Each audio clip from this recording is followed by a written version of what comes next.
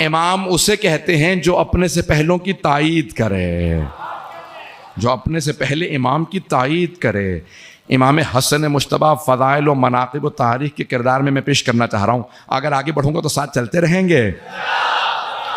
عزیزان گرامی، کردار ہے امام حسن مجتبیٰ کو دنیا نہیں سمجھ سکتی۔ عزیزان گرامی، تاریخ نے امام حسن مجتبیٰ کے ساتھ مسلسل ظلم کیا، اور کیونکہ قلم چلانے والے بنو امیہ کے زرخرید تھے، اور بنو امیہ کو سب سے زیادہ جناب امیر کے بعد اگر بغض تھا تو امام حسن مجتبیٰ سے سب سے زیادہ جو عناد تھا، کہ جو بانی تھا بنو امیہ کی حکومت کا اسے بغض تھا، دونوں کا سب سے زیادہ بغض تھا جناب امیر علیہ السلام کا۔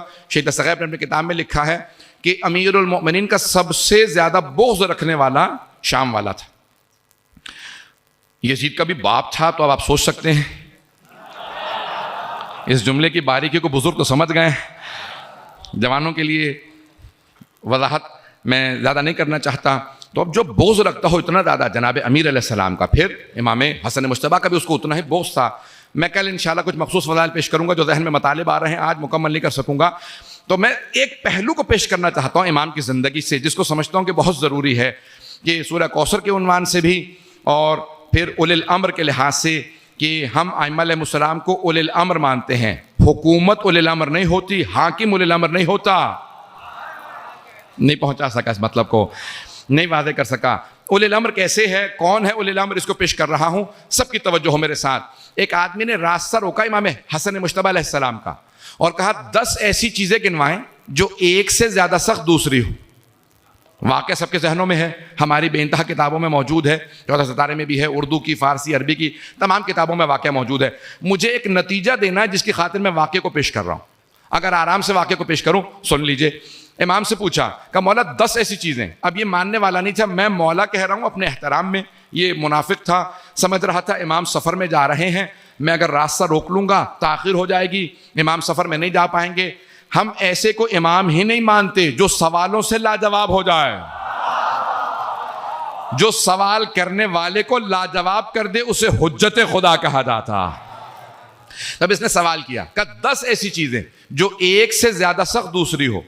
امام نے کہا سن، سب سے زیادہ سخت پتھر، اور پتھر ہر چیز کو توڑ دیتا ہے، لیکن پتھر سے زیادہ سخت لوہا جو پتھر کو توڑ دیتا ہے۔ بھئی 10 چیزیں، ایک سے زیادہ سخت دوسری۔ امام نے کہا پتھر سے زیادہ سخت لوہا جو پتھر کو توڑ دے، لوہے سے زیادہ سخت آگ جو لوہے کو پگھلا دیتی ہے، آگ سے زیادہ سخت پانی، گنتے رہیے گا، چوتھی ہوئی ہے شے۔ میں 10 مکمل کروں گا، جب امام نے مکمل پیش کی ہیں تو میں بھی مکمل پیش کروں۔ امام نے کہا آگ سے زیادہ سخت پانی جو آگ کو بجھا دے، اور پانی سے زیادہ سخت ابر، بادل جو پانی کو اڑائے اڑائے پھرتا ہے، بادل سے زیادہ سخت ہوا جو بادل کو کبھی مشرق میں پھینک دیتی ہے کبھی مغرب میں پھینک دیتی ہے۔ یہ آج سائنس نے ثابت کیا ہے، خدا کی قسم سائنس نے آج ثابت کیا 20ویں صدی میں 30-40 برس پہلے کہ ہوا کا فشار ہر چیز سے زیادہ ہوتا ہے، حتیٰ پتھر سے، چٹانوں سے، پہاڑ سے، زمین سے زیادہ۔ آپ لوگوں نے اس کو گھبرا کے سنا۔ جب پوچھا نا چھٹے امام سے کہ مولا آپ کہتے ہیں فشار قبر ہوتا ہے آپ کے دشمنوں کو، تو جنہیں جانور کھا جاتے ہیں، امام نے کہا انہیں بھی فشار قبر ہوتا ہے۔ کہا جانور کے پیٹ میں؟ کہا اللہ جہاں چاہے وہاں فشار قبر دے دے، منافق و کافر کو فشار قبر ہوگا۔ کہا یہی نہیں بلکہ بہت سے آخری زمانے میں ہواؤں میں پھٹ کے بکھر جائیں گے، اللہ انہیں وہاں ہوا سے فشار قبر دے گا۔ جو دشمن عزاداری ہوتے ہیں وہ ہواؤں میں پھٹ کے مر جاتے ہیں۔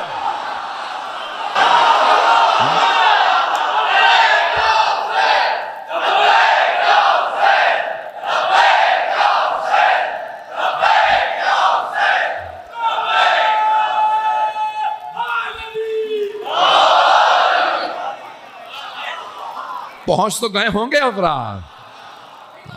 عزیزان گرامی، جو بھی دشمن حسین ہوگا وہ ہواؤں میں پھٹ کے ہی مرتا ہے، وہاں پہ بھی اسے فشار قبر ہوتا رہتا ہے۔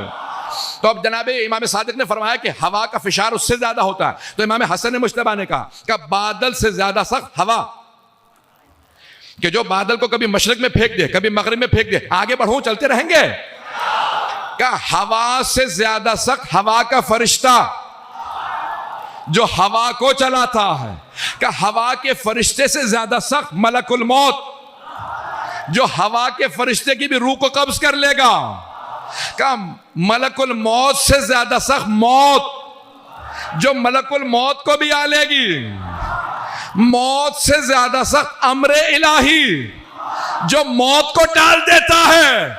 یہ 10 چیزیں امام نے پیش کی کہ امر الہی سب سے زیادہ سخت۔ اب سوچیں اولی الامر کیا ہوگا؟